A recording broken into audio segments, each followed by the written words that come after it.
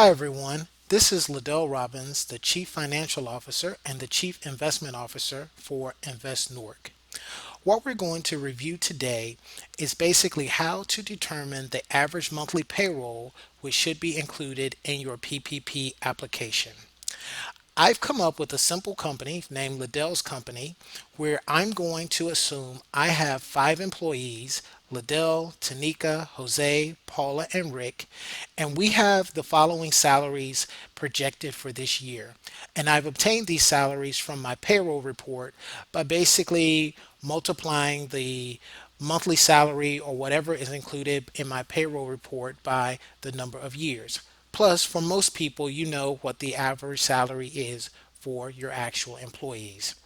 Now, the reason why I chose these salaries is that for the purpose of the PPP program, no salary can be above $100,000. So therefore, I've adjusted my salary from $125,000 to $100,000, and I've adjusted Tanika's salary from $115,000 to $100,000.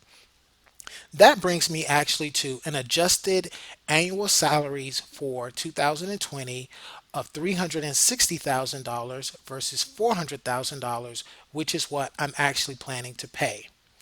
Also, for the PPP application, you are allowed to include certain benefits and taxes that are part of your actual payroll. Now, the first two are Social Security and Medicare. Even though I actually pay those, because this is a federal program, I cannot include those numbers in my application.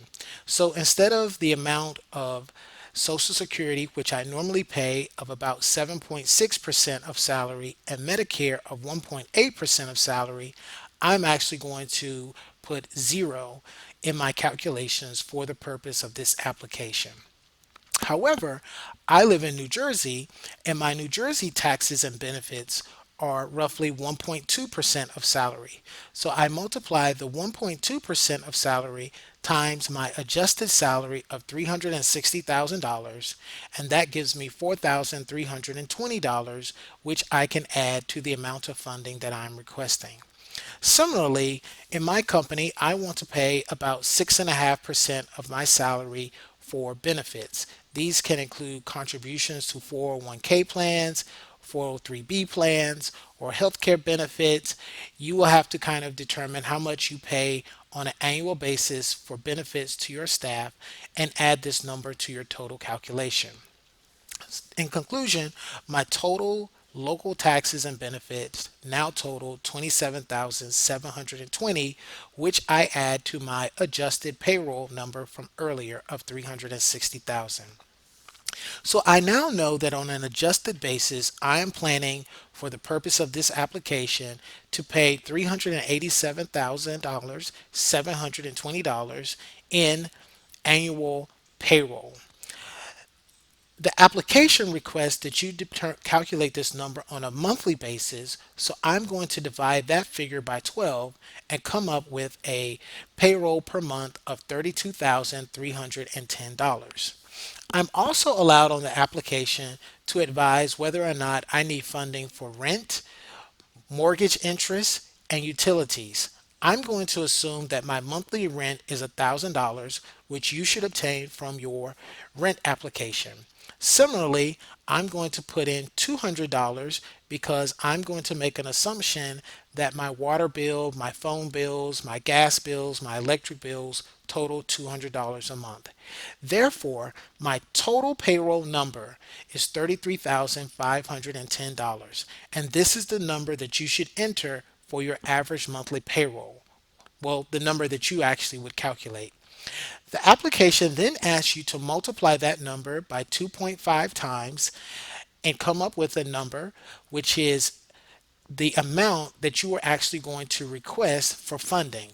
And in my case, that equals $83,775. However, you may see on the application that if you've already requested an EIDL loan, you are to add that amount to the total loan requested.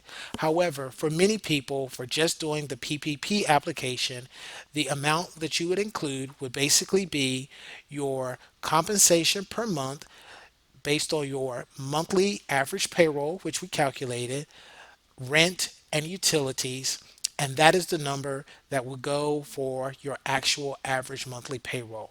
And you multiply that by 2.5, and that will give you the number that you should request for funding. And by doing your calculation this way, you can help ensure that you will spend this money over the 8-week period that you are entitled to spend any PPP funding that you may receive, and ultimately request it as a forgivable loan. I hope you found this little exercise helpful, and I wish you the best with your application. Good luck.